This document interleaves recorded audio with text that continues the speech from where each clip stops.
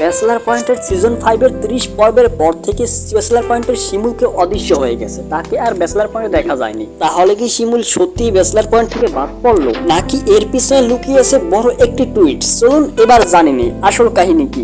কেন bachelor point season 5 এর 30 পর্বের পর থেকে ব্যাচেলার পয়েন্টের শিমুলকে আর দেখা যায়নি? ব্যাচেলার পয়েন্ট বাংলাদেশের সবচেয়ে জনপ্রিয় কমেডি সিরিয়াল, যেখানে ব্যাচেলারদের সুখ দুঃখ হাসি কান্না সবকিছু ফুটে তোলা হয়েছে।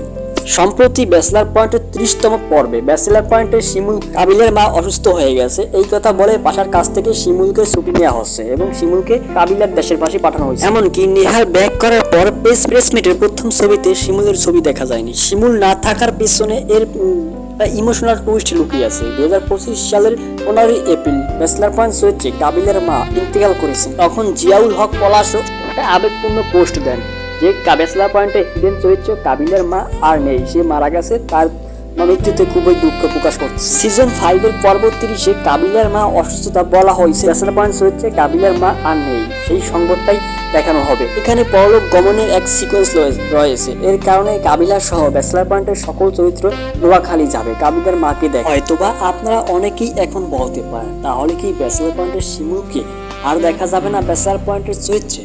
না, এটা খুবই সমসাময়িক সময়ের জন্য শিমুলকে দেখতে পাওয়া যাবে না। 30 থেকে 39 পর্ব পর্যন্ত ব্যাচেলার পয়েন্টে শিমুলকে দেখতে পাওয়া যাবে না।